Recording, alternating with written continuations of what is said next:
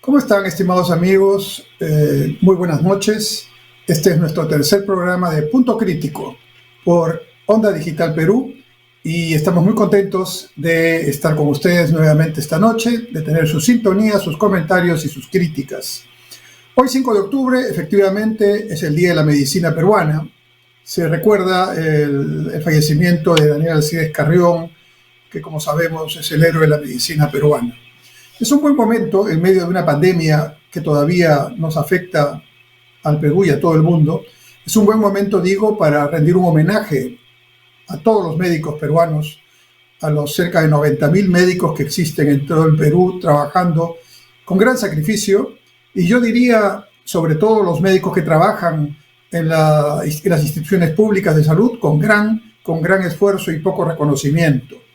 Sobre todo, es momento de rendir un homenaje a los cerca de 500 médicos fallecidos en el contexto de esta pandemia, que es la nueva generación de sacrificio, así como hace ya muchos años Daniel Alcides Carrión se sacrificó por encontrar alguna respuesta científica al problema de la verruga peruana. Pues estos médicos nuestros han fallecido en plena acción, tratando de salvar vidas a costa de su propia vida. Y el homenaje también, por supuesto, va a todo el personal de salud, porque los médicos forman un equipo de trabajo con las enfermeras, con los técnicos, pero sin duda los médicos constituyen un ejercicio profesional muy especial y bastante incomprendido. A veces nosotros hacemos comentarios viniendo de otras disciplinas. Yo soy economista, como ustedes saben, pero desde todas las disciplinas tenemos, por supuesto, una opinión. Pero yo hago una breve reflexión. ¿Por qué será que los médicos, en todo el mundo, por supuesto, no tienen el mismo tiempo para terminar su profesión? Todos estudiamos entre 4, 5, 6 años para terminar nuestros estudios de pregrado, y prácticamente entre 6 y 7 años ya estamos graduados, titulados y ejerciendo profesionalmente y ya teniendo ingresos, ¿no? Un estudiante de medicina pasa entre 8 y 9 años estudiando. Es decir, sus compañeros de promoción del colegio ya están trabajando, casados y generando ingresos para su familia, y ellos todavía siguen estudiando. 8 o 9 años. Y después de eso, todavía no se pueden quedar en el concepto de médico general. Tienen que hacer una especialidad, que son 2 o 3 años más.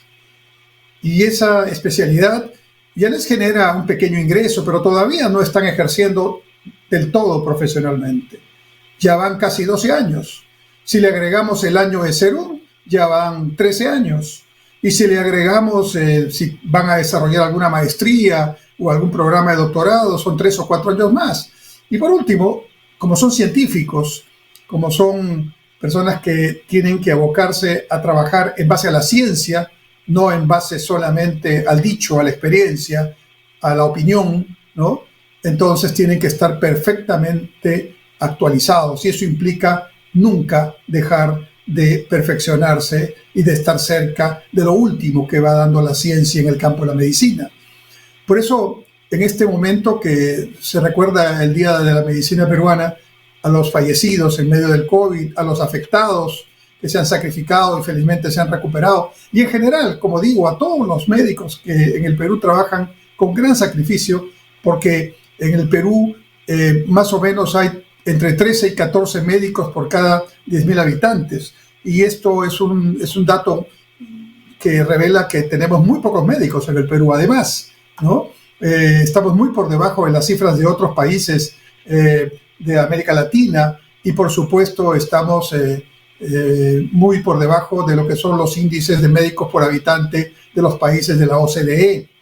Pero el punto va a que si son personas tan especializadas que permanentemente tienen que estar estudiando para dar un servicio de calidad, que no pueden darse el lujo de decir, bueno, yo creo que se hará esto, no. Cuando dan una receta, cuando hacen un diagnóstico, tienen realmente que hacerlo sobre la base de un estricto apego al conocimiento científico. ¿Y por qué? Porque está de por medio de la vida de las personas, no es cualquier tema. Y no digo que las otras profesiones que tenemos en otros muchos campos de la ciencia no sean importantes, son muy importantes, pero en este caso cada decisión puede costar una vida, puede mejorarla o puede empeorarla. Y entonces yo me pregunto, ¿por qué un joven profesional, y no estoy en contra de eso, que llega, por ejemplo, al Ministerio de Economía y Finanzas, después de haber estudiado sus 5 años de economía y 2 años de maestría, ya está ganando 10.000 soles? Yo creo que está bien que esté ganando ese monto, es un profesional especializado, pero un médico, después de haber estudiado el doble o el triple de tiempo y estar muy calificado en una institución pública de salud, puede estar ganando hoy entre 2.000 y 3.000 soles. Los médicos que están atendiendo en la primera línea en estos programas especiales que se han generado en el medio de la pandemia, están ganando esa cantidad, entre 2.000 y 3.000 soles. Eso no es justo. Pero lo más injusto, ya que estamos hablando del Día de la Medicina Peruana, es que cientos o miles de médicos muy calificados, que han estudiado con gran sacrificio y siguen en ese esfuerzo, no se les paga, no están nombrados, no se les paga con un contrato que tenga por lo menos mínimos derechos, ni siquiera un contrato CAS, que ya no se puede hacer, pero que en algún momento hubo y muchos están bajo esa modalidad. Se les paga como proveedores.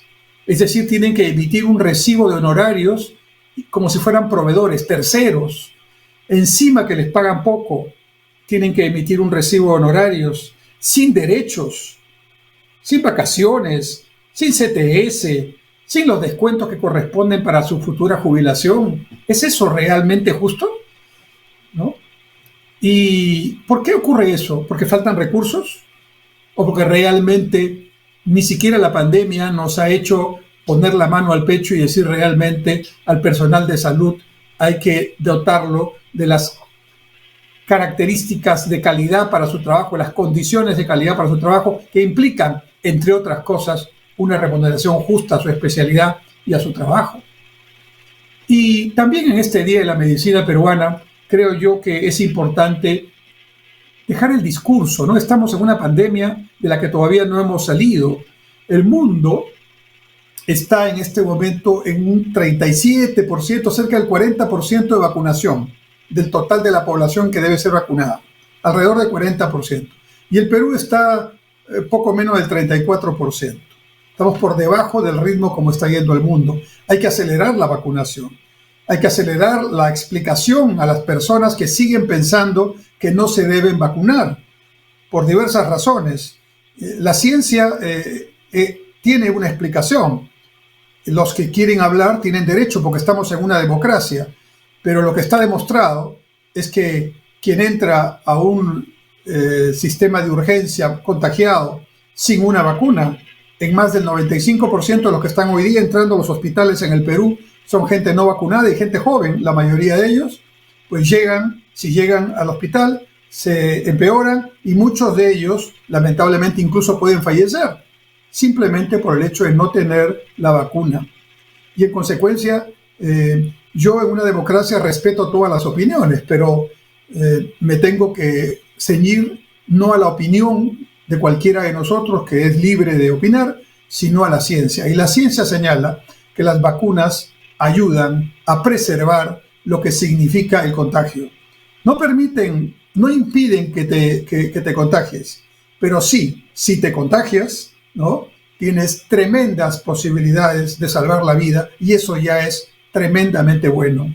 Y entonces, si eso es así, ¿por qué seguir en esta discusión, generando esta desinformación u opinando, que repito, no hay ninguna prohibición para la opinión en una democracia, felizmente, pero sin el basamento científico correspondiente?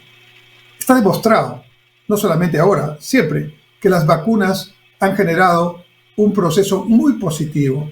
Algunas enfermedades ya no están en el radar porque simplemente se llegó a vacunar a todos los que había que vacunar, a toda la población. No solamente se logró una vacunación mayoritaria que permitió lograr digamos, lo que se llama la inmunidad de rebaño, que se calcula que es aproximadamente el 70% de la población objetivo, sino que se vacunó a todo el mundo y en su momento la enfermedad dejó de existir.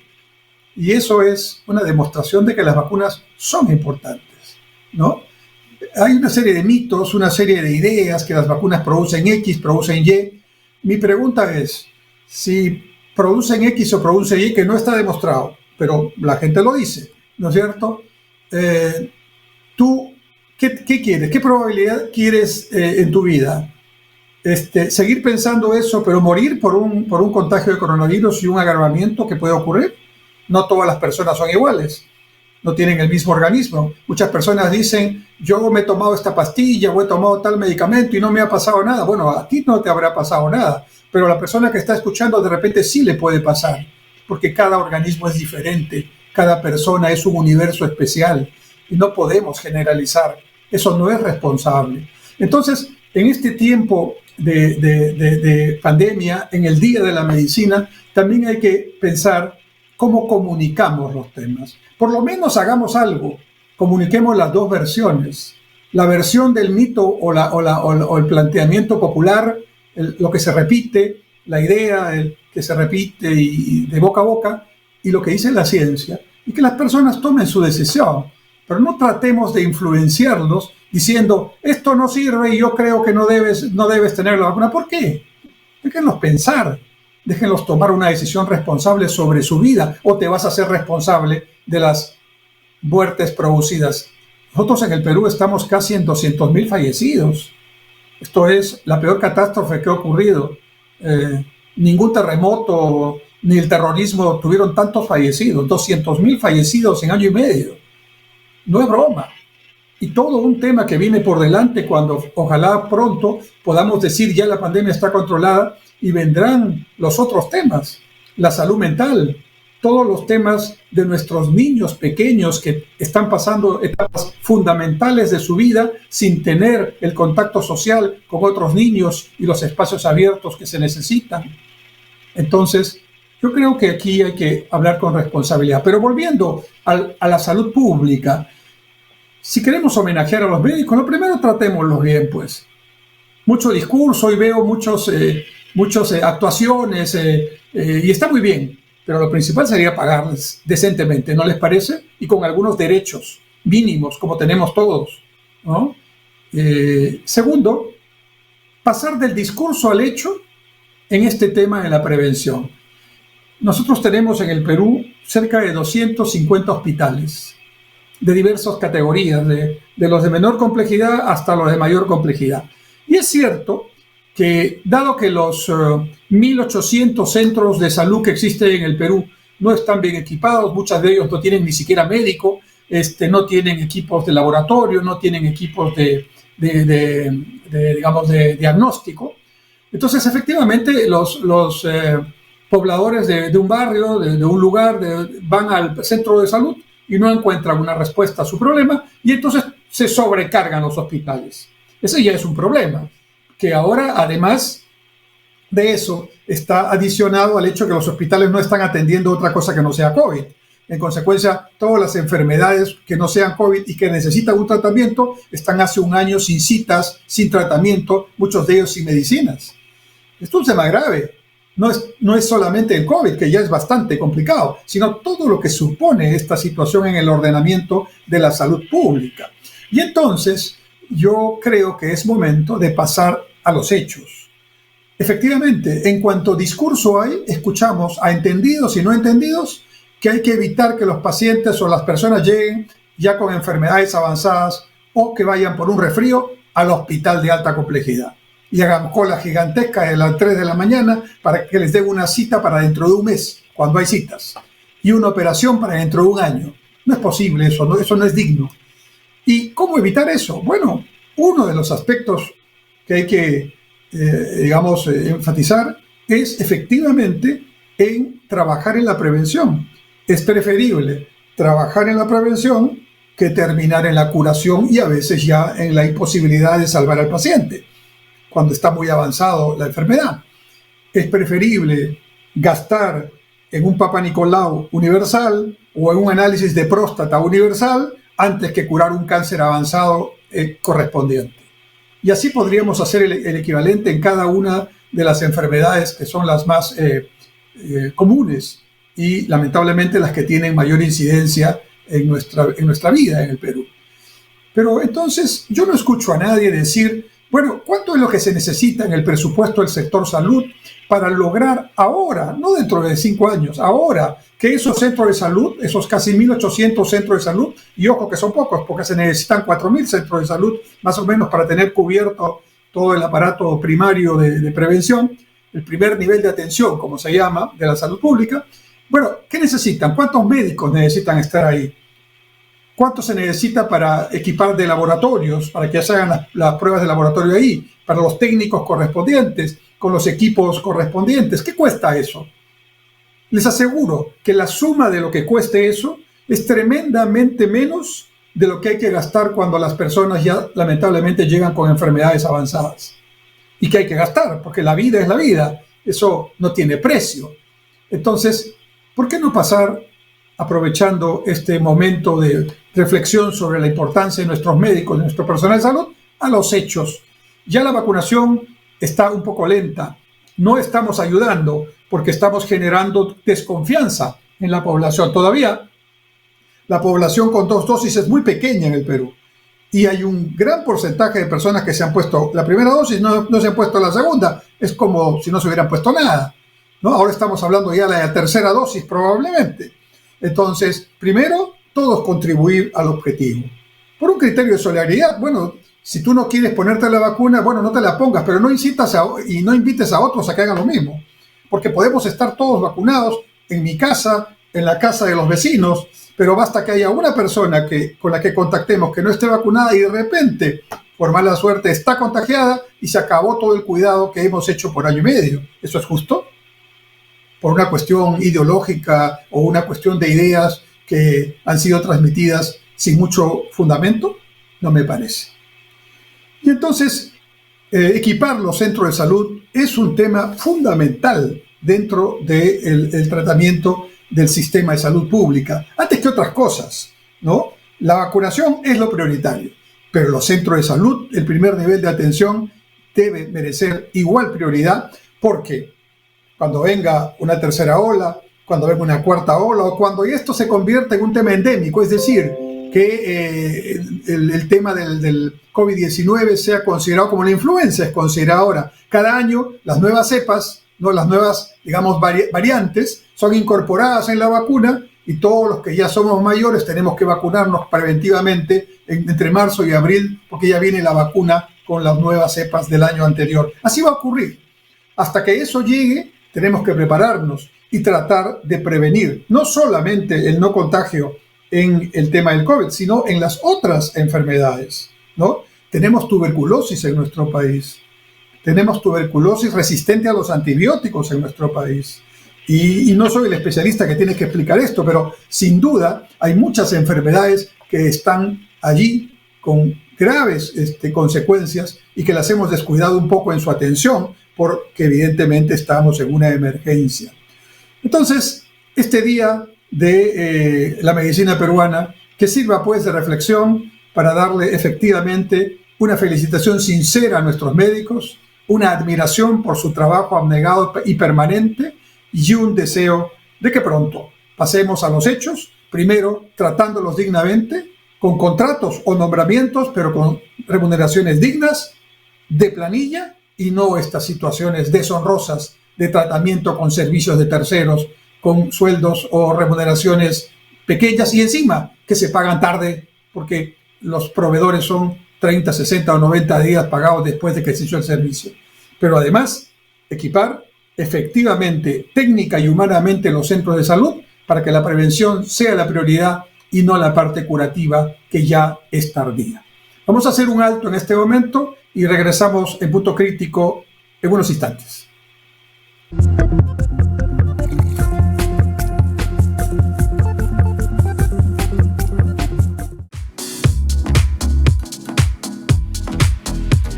Hola, soy Adelaida Noriega Cabrera, psicóloga, docente y coach en programación neurolingüística. Este y todos los jueves a las 7:30 de la noche te espero en Conversando Íntimamente para tratar temas de interés. Recuerda, el jueves a las 7:30 tienes una cita íntima conmigo.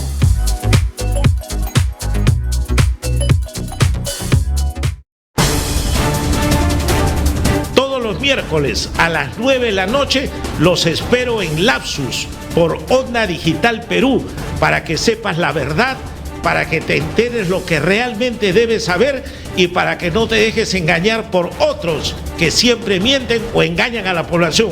Lapsus, Onda Digital Perú, miércoles 9 de la noche.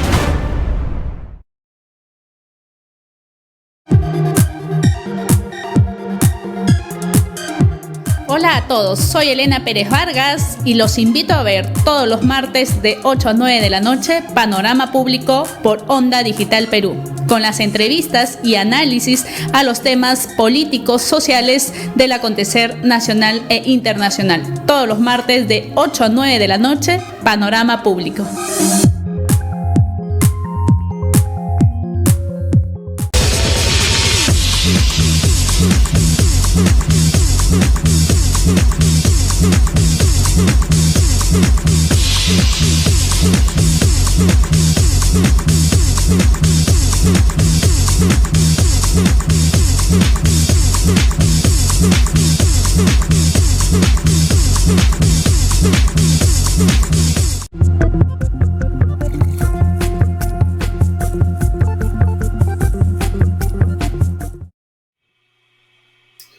Volvemos en Punto Crítico, estimados amigos, y en esta segunda parte de nuestro programa voy a tocar otro tema de actualidad.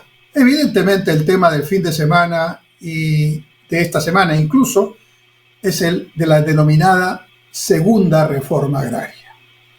Para empezar, creo que la oportunidad del anuncio, nada menos que cuando se recuerda el golpe de Estado que el general Velasco Alvarado hizo al presidente constitucional Fernando Belaúnde Terry, no es una buena elección del día, ¿no? y del recuerdo. Pero la pregunta es, esta primera reforma agraria, porque se entiende que ahora están planteando una segunda, quiero entender, porque uno tiene que hacer de intérprete aquí, porque la verdad que son tan contradictorios y a veces tan complicados los argumentos, los pocos argumentos que escuchamos, que es un poco difícil analizar, porque uno analiza cuando escucha argumentos, aunque no esté de acuerdo con otra parte, pero si la otra parte no entiende bien lo que dice, entonces es un poco difícil poder analizar algo que ni el propio titular de la noticia, digamos, lo explica o lo entiende bien. Vamos a tratar de hacerlo y voy a tratar de ser lo más objetivo posible. En primer lugar, esta primera reforma agraria, vamos a llamarla así, que empezó en el año 69, no es una buena experiencia, no fue una buena experiencia. Podrá haber tenido la buena intención de contrarrestar el latifundio. De hecho, el presidente Belaúnde, en su primer periodo constitucional, estaba anunciando una reforma agraria y probablemente lo hubiera hecho, pero una reforma agraria en el sentido de una reforma de modernización del agro, de capitalización del agro, para que el agro salga de la pobreza, pero con producción, con productividad, con inversión, con tecnología. Lamentablemente, el presidente Belaúnde no lo logró hacer, y cuando llega el gobierno del presidente Velasco, el gobierno militar, y toma el poder con un golpe de Estado, evidentemente el proceso de la reforma agraria tenía un claro concepto, digamos, comunista, o sea, de influencia comunista. Y entonces la pregunta es, ¿esto fue positivo? Y yo creo que no. Existía un problema, claro, el latifundio era un problema que había que solucionar de una manera inteligente, justa y dentro de la ley, pero no se hizo eso. Se expropiaron todos los terrenos, las haciendas, las pequeñas, las medianas, las grandes, no se les pagó el justiprecio a los dueños. Fue un tema muy digamos, injusto, pero al mismo tiempo abusivo. Pero esas tierras, las mejores tierras que estaban en la costa dedicadas al tema azucarero, ¿no? se cooperativizaron. Las cooperativas agroexportadoras o de azúcar en el norte peruano sobre todo, ¿no? Empezaron a trabajar sin agregar nada de inversión y de capital a lo que había sido el capital o la inversión acumulada hasta antes de la expropiación. Y evidentemente el tiempo pasaba, no habían las inversiones, un poco consumían lo que ya tenían, usaban las mismas máquinas que ya tenían, el trapiche que ya tenían, y lógicamente llegó un momento como aquel taxista que tiene su auto y como dicen, lo mata hasta que el auto ya no pueda andar más, y ahí lo deja y va e intenta comprarse otro vehículo, ¿no? No le da el mantenimiento ni hace las inversiones correspondientes. Esto me da la idea de una reflexión a propósito de algunas frases que he escuchado. Lo hemos escuchado todos en la campaña electoral última y ahora también lo he vuelto a escuchar ya con el presidente Castillo en su discurso del domingo cuando anunció la llamada segunda reforma agraria. El presidente Castillo, recordando la época del general Velasco, dijo, bueno, no dijo exactamente lo que dijo Velasco, pero Velasco lo que dijo fue: campesino, el patrón ya no comerá más de tu pobreza, ¿no? Los que éramos muy jóvenes en esa época lo recordamos. Repito la frase: campesino, ¿no? El patrón ya no comerá más de tu pobreza. Con ese juego de palabras, ¿les parece conocida otra frase que hemos escuchado en la campaña electoral? No más pobres en un país rico. Otro juego de palabras con la misma demagogia, ¿no? Con el mismo populismo. Y entonces, aparte de la poca imaginación y del recuerdo de esa frase que no es muy feliz, ¿no? Está una idea, estimados amigos, que quiero compartir con ustedes. El comunismo tiene muchos problemas en esencia, en su constitución, en su pensamiento. Uno primero, para mí el más importante, es que el que tiene ideas comunistas no entiende que la esencia del ser humano es la libertad. Es decir, podrán hacer que un país, una sociedad, esté con una economía planificada, con un régimen totalitario, autoritario, donde prácticamente tú tienes que hacer exactamente lo que te dicen que tienes que hacer y no puedes hacer otras cosas porque el plan o el gobierno no lo permite o la revolución no lo permite. Eso es el argumento, el discurso, el fraseo. Pero la libertad humana esencial que está en el gen de nuestra humanidad, ¿no? Esa no se puede cortar, ¿no? Ahí hay un error sustantivo de arranque y creo que es su principal cáncer, porque finalmente, si el muro de Berlín cayó y las llamadas economías socialistas o comunistas de la Europa del Este, ninguna está ejerciendo ahora ese tipo de políticas, es porque en el fondo no entendieron que la solidaridad es fundamental, atender a los pobres es fundamental, pero para eso destruir la riqueza o romper la libertad individual de cada ser humano, eso no, en algún momento, eso no va a funcionar, siempre en algún momento va a reventar y va a generar el fracaso del modelo. Y así ha sucedido. Y así sucederá con cuanto experimento de este tipo se pretenda hacer. Y entonces viene esta idea de que para que el pobre deje de ser pobre, hay que quitarle la riqueza al que ha generado riqueza. Ese es un error, el segundo error fundamental. Si los países deben seguir algún ejemplo, deben ser los ejemplos de los países que han logrado superarse, que han logrado ser países con un mejor nivel de vida, con un nivel de ingreso superior para su población, con buenos servicios de educación, con buenos servicios de salud, con buena infraestructura. ¿Y dónde están esos países? En todo lado, hay varios. Hay en Europa, muchos, hay en el propio Estados Unidos, Canadá, hay en la Oceanía, ¿no? Australia, Nueva Zelanda, hay en Asia también, muchos países, ¿no? Pequeños, grandes, hay para todos los gustos. Pero todos ellos, ¿no? Todos ellos, lo que han generado es más riqueza.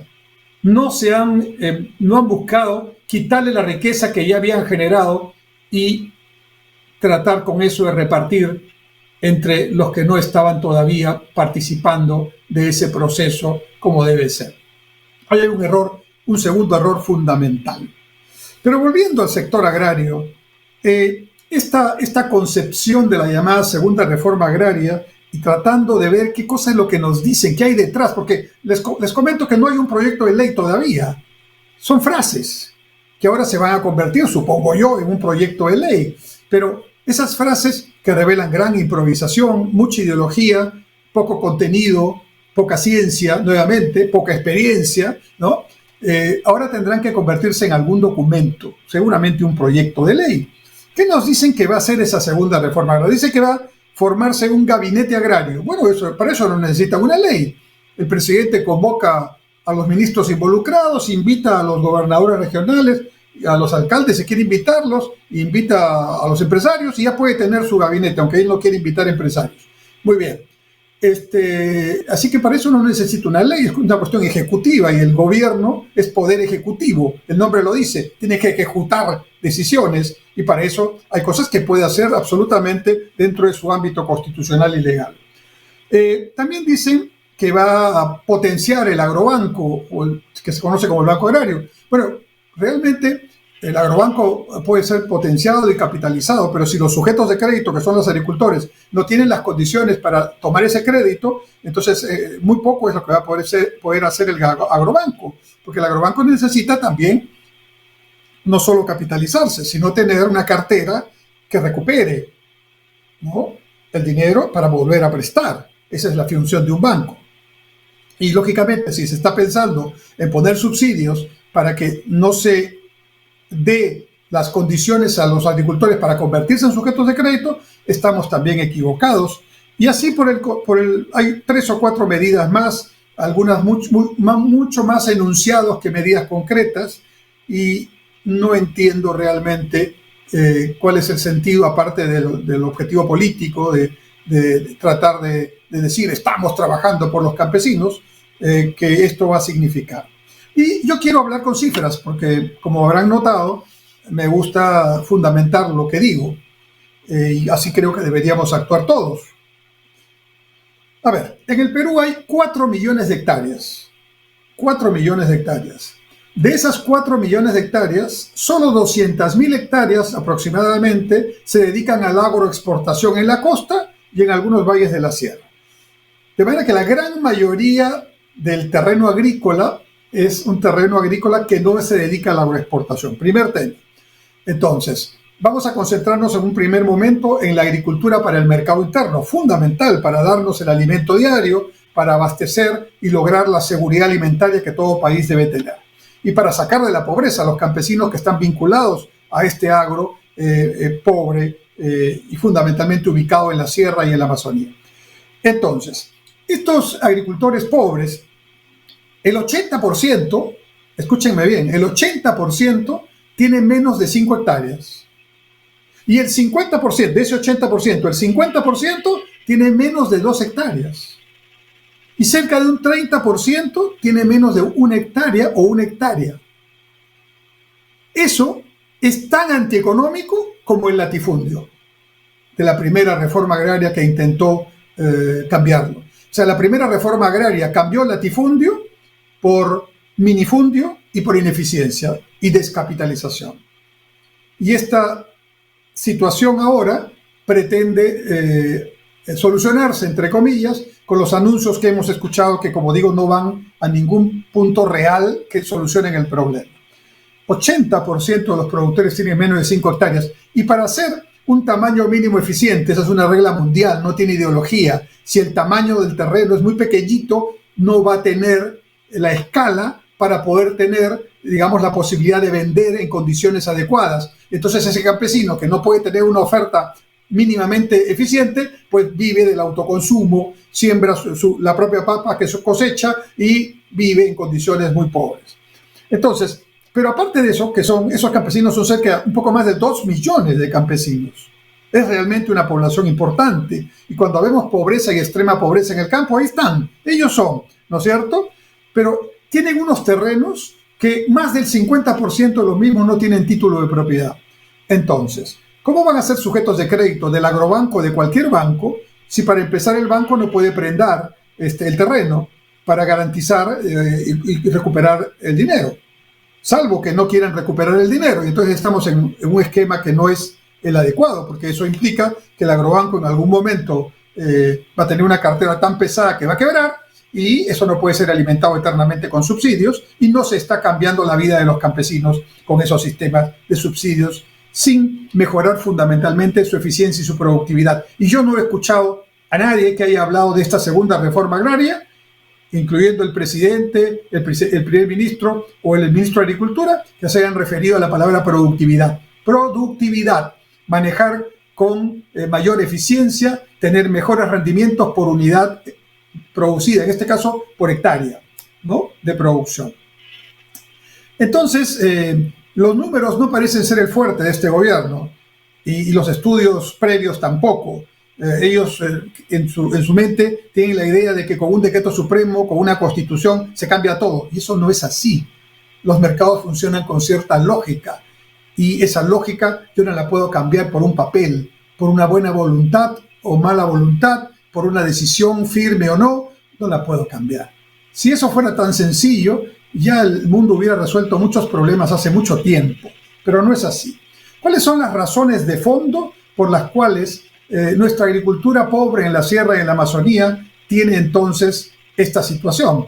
Primero, porque hay una inadecuada distribución territorial. Miles de centros poblados muy pequeñitos, la mayoría con agricultores que trabajan en esas tierras de 1 hectárea, de 2 hectáreas, ¿no?, y que por lo tanto sobreviven con un tamaño que es muy pequeñito. ¿Cómo solucionar este problema? Pues lo que hay que hacer es juntar a los pequeños agricultores en grupos con mayores extensiones de terreno que permitan un tamaño mínimo eficiente y por lo tanto la posibilidad de bajar costos, ganar escala y generar posibilidades, además con título de propiedad, de tener un crédito, asistencia técnica, tener fertilizantes, tener extensión agrícola, investigación agrícola, tecnología, etc.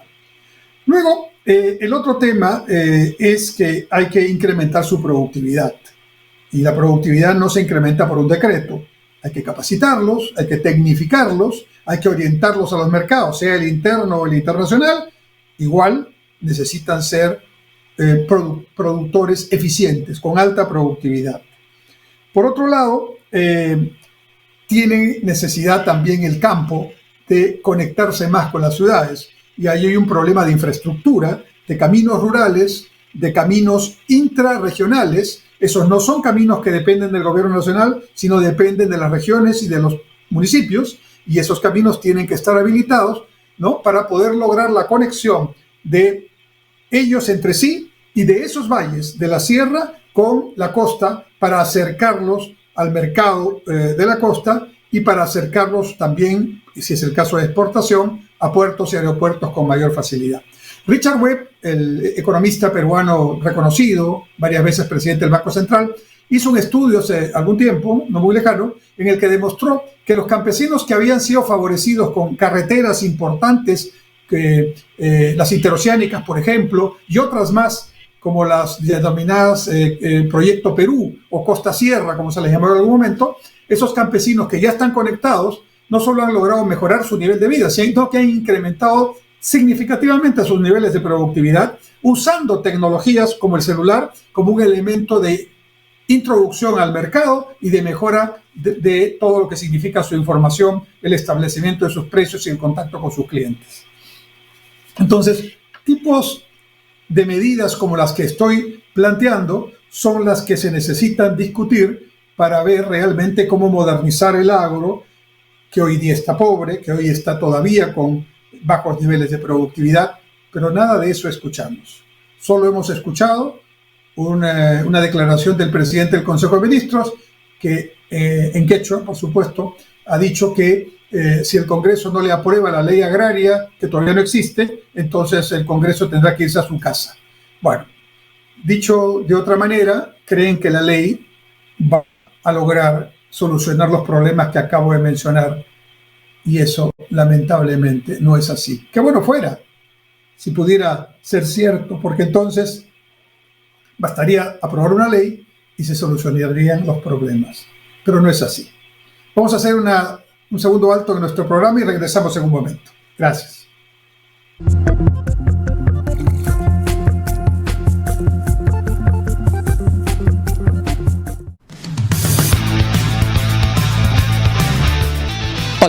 soy Omar Sar y todos los viernes a las 18 horas transmitimos nuestro programa El Constitucional por Onda Digital, canal 18.4 de televisión digital abierta en Lima y por Cable Más en el canal 791. Pero también se transmite a través de nuestro Facebook Omar.Sar y de las plataformas de Facebook y de YouTube Onda Digital Perú. Ya sabes, El Constitucional, viernes, 18 horas. Te esperamos.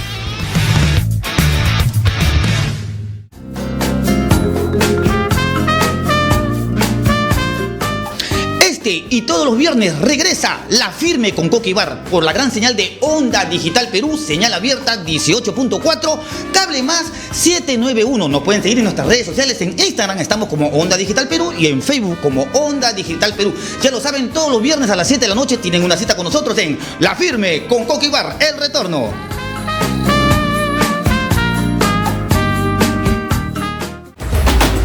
¿Buscas nuevas ideas para fortalecer tu negocio? Aquí en Onda Digital 18.4 y también por Cable Más tenemos Persevera Empresarial, un programa con ideas, consejos y sugerencias para ti y tu empresa. No te lo pierdas, martes 9 de la noche, Onda Digital 18.4. Te invitamos.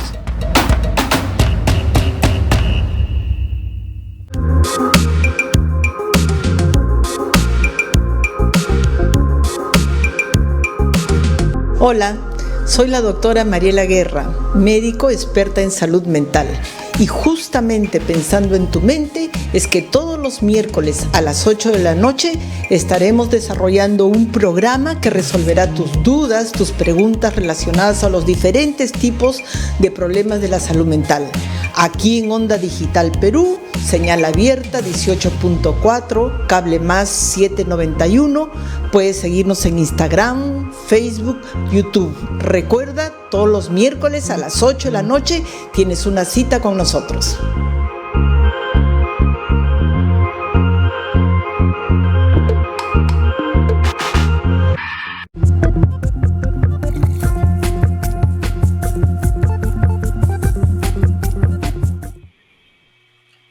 ¿Cómo están, estimados amigos? Regresamos a Punto Crítico y en este último bloque seguimos hablando de esta denominada segunda reforma agraria. Y habíamos hablado de qué es lo que tiene realmente que hacerse en la agricultura pobre para sacarla de la pobreza.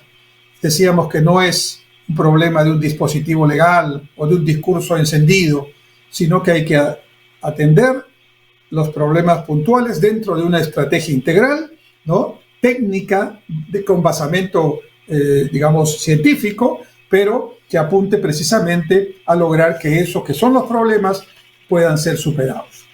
¿Y qué es lo bueno de nuestra agricultura? Porque la segunda reforma agraria, según el gobierno, va a apuntar a que la pobreza en el campo ya no sea tal, y ese objetivo no creo que sea discutido por nadie, pero los medios por los cuales quieren lograrlo son los que parecen absolutamente insuficientes en términos de propuestas realmente factibles, ¿no? Los agronegocios, que decía, solo están en alrededor de 200.000 hectáreas de los 4 millones de hectáreas que hay en el Perú, ¿no? Realmente en estos últimos 10, 15 años han sido un éxito. Yo no puedo calificarlas de otra manera. Un éxito es que el Perú está exportando este año, 2021, 7.000 millones de dólares en diferentes tipos de hortalizas, legumbres, los espárragos, las paltas, ¿no? Diversidad de frutas y, por supuesto, el nuevo producto estrella, los arándanos, de los cuales Perú es el primer productor y exportador del mundo. Producto de gran aceptación a nivel mundial por todos sus beneficios nutritivos, etcétera, etcétera. Entonces, ¿es un éxito o no exportar 7.000 millones de dólares al año? Yo creo que sí, ¿no? Y exportar además probablemente 8.000 millones de dólares el siguiente año, el 2022. Claro que es un éxito. Y dar trabajo a 700.000 personas como puestos de trabajo directos, y si consideramos los puestos de trabajo indirectos generados, cerca de 1 millón o más de 1 millón de personas trabajando en el sector agropecuario o de agronegocios. 7.000 millones de dólares y 1 millón de empleos, ¿es algo que no debamos considerar como exitoso? Por supuesto que debemos considerarlo como exitoso. Hay que dejar esos complejos ya, que el éxito o la riqueza es algo que yo anhelo tener, pero como no lo puedo tener porque no me he capacitado o no he hecho la inversión correspondiente, entonces digo, hay que quitarles eso y repartir entre los que no tienen el tema. Ya hay experiencia suficiente de que los agronegocios en el Perú han desarrollado una real capacidad de combinar uso eficiente de la tierra y del agua, tecnología, uso de la mano de obra peruana y aprovechamiento de la extraordinaria ubicación geográfica del Perú, que nos da esa posibilidad de producir y exportar durante todo el año. Saben ustedes que en espárragos, por ejemplo, nosotros tenemos un espárrago de gran calidad, blanco, verde y en diferentes presentaciones, y los espárragos se exportan a diferentes lugares del mundo. Pero en la ventana entre noviembre, diciembre, enero y febrero, cuando, por ejemplo, en Estados Unidos no hay producción local o de otros competidores peruanos, también productores de espárrago, Perú exporta prácticamente solo. Eso se llama la ventaja de contraestación o la ventaja de off-season, fuera de estación. Es decir, vender cuando el otro competidor no puede producir por clima. Eso es una bendición. Hay productos que tienen 2 cosechas al año, 2 cosechas y media al año. Eso es una ventaja. Y claro, entre otras cosas, ¿cómo han logrado eso? Teniendo tamaños mínimos eficientes. No latifundios, como en la década del 60, pero sí 200 hectáreas, 300 hectáreas, 400 hectáreas, que en la sierra también podrían lograrse juntando a los pequeños productores. Y entonces, aquí yo creo que hay que reflexionar, porque este tema de los agronegocios ya es el segundo ítem más importante en la generación de divisas para el Perú, que después de la minería y antes del turismo. El turismo en 2019, antes de la pandemia, generó 5.300 millones de dólares más o menos de ingresos por turismo receptivo. Y ya estamos hablando entre 7.000 y 8.000 millones en los agronegocios. Entonces, mirar el agro de una manera integral, con los agronegocios, no sin los agronegocios, ¿no? ¿Por qué? Porque ese afán de confrontar, ¿no? Y mirar el éxito para contagiar el éxito a quienes no lo tienen con políticas públicas que ayuden a eso: capacitación, tecnología, semilla mejorada, fertilizante, crédito, asociación, crédito estructurado, es decir, con acompañamiento, con capital semilla, con investigación agraria, con extensión agraria, con análisis de mercados. En fin, todo eso hay que hacer. Y en ese sentido, sí, una reforma agraria moderna, mirando al mundo, no escondiéndonos del mundo, sería muy deseable. Finalmente, quiero terminar este punto crítico del día de hoy con 2 aspectos que me han parecido interesantes mencionarlos, siempre de actualidad en el contexto de nuestra explicación. El primero es el que ocurrió el día de ayer. Ayer hemos estado por un buen tiempo, casi todo el día, ¿no?, sin redes sociales, principalmente Facebook, Instagram y WhatsApp, ¿no? Y además otras redes congestionadas, porque como no había conexión por estas vías, muchos son millones en todo el mundo, empezaron a buscar alternativas y también saturaron esas alternativas. Hemos estado en una situación de incomunicación a nivel de redes por varias horas en todo el mundo, en el Perú también.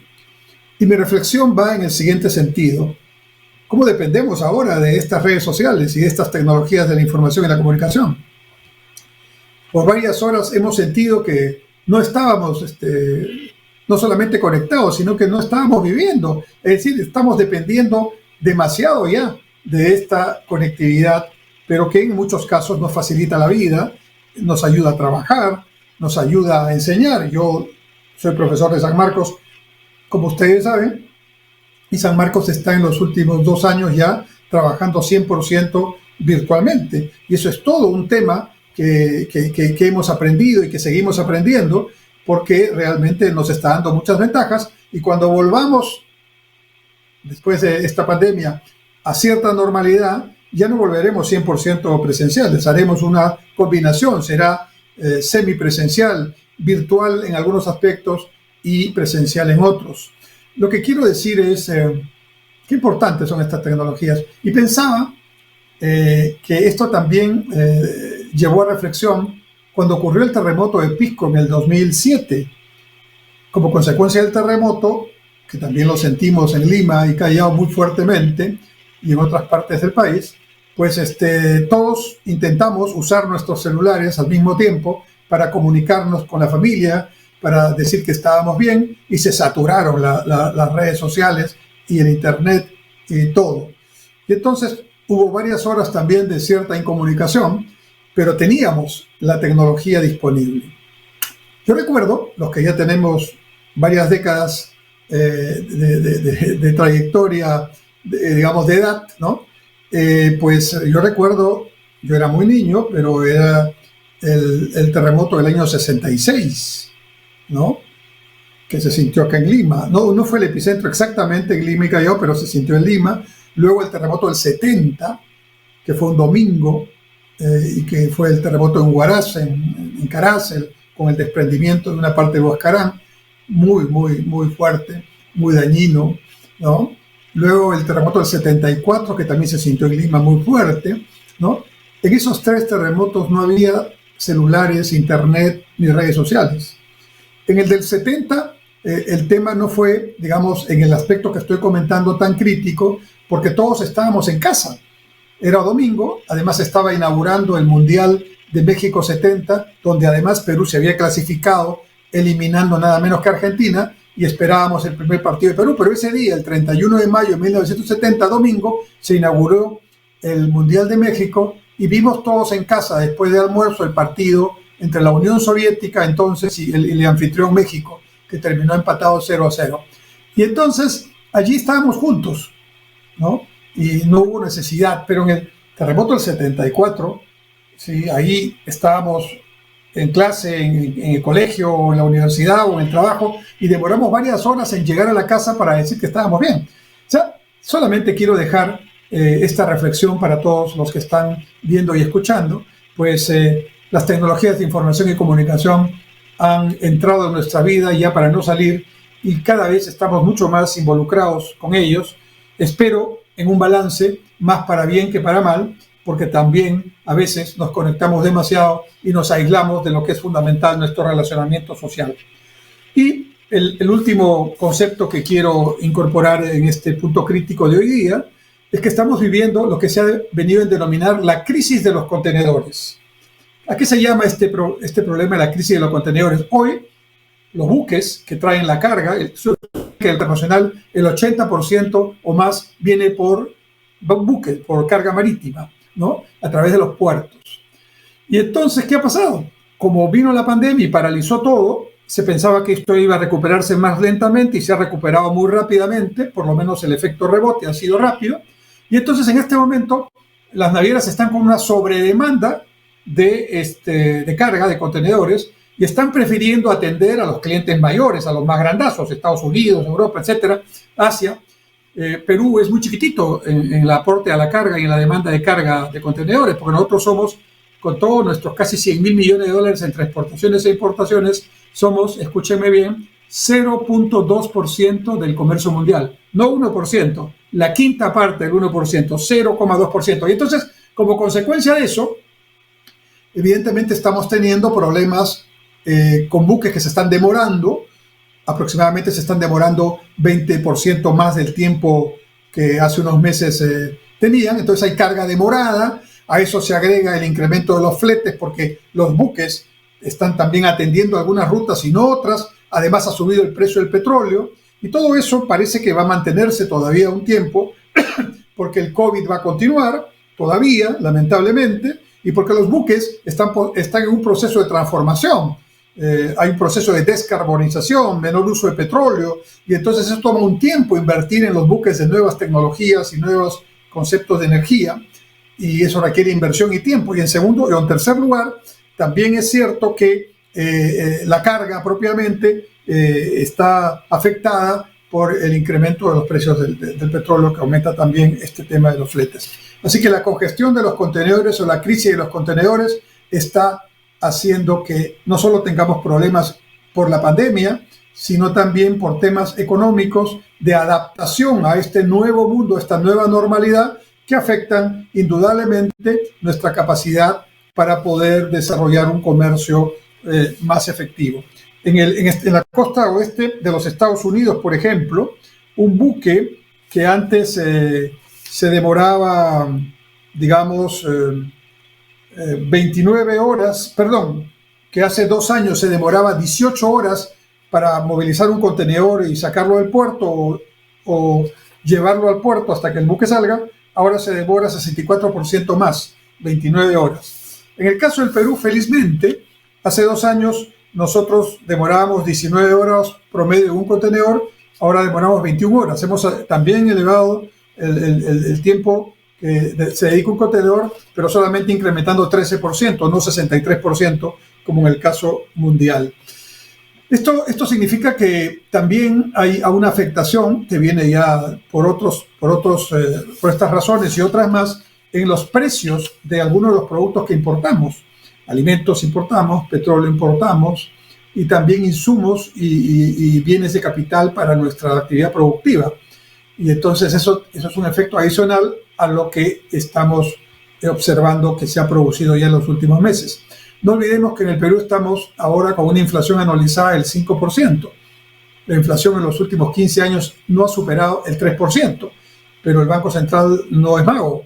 O sea, si vienen estos efectos internacionales y además tenemos un problema de incertidumbre y de desconfianza que también genera especulación y genera tipo de cambios arriba y genera problemas de desahorro para justamente prevenir una situación política complicada, todo eso en suma está ayudando a este 5% de inflación anualizada. Y lo que quisiera finalmente comentar con ustedes es lo siguiente. Hemos hablado, en primer lugar, de los temas importantes que hay que trabajar en salud pública, aprovechando el Día de la Medicina que es hoy. Hemos hablado luego de los temas que hay que trabajar en el sector agrario de nuestro país, efectivamente, principalmente en el agropobre, que está en buena parte de nuestra sierra y nuestra Amazonía, sin abandonar a los agronegocios en la costa, pero tratando de que el otro sector de la agricultura también se modernice, se tecnifique, hay inversiones, ¿no? Estamos hablando también de la importancia de las redes sociales y de las tecnologías de información y comunicación en este mundo, en este siglo XXI, que es el siglo de las comunicaciones, de la información. Y finalmente hemos hablado de estos cambios que vienen operando en la logística internacional, en este caso particularmente en los contenedores, en los puertos y los buques, que están encareciendo los fletes, están alargando los tiempos y están generando problemas en el abastecimiento normal en todo el mundo y por supuesto también nos toca a Perú. Mi pregunta es, ¿cuál de estos temas está en la agenda política hoy día? ¿Cuál de estos temas están siendo tratados por los ministros o por el propio presidente, incluso por el Congreso? ¿Cuáles de estos temas que son vitales, fundamentales, ¿no?, están siendo priorizados? Me temo que casi ninguno. ¿Y por qué? Porque el gobierno ha decidido poner en la agenda los temas que estamos ya escuchando reiteradamente.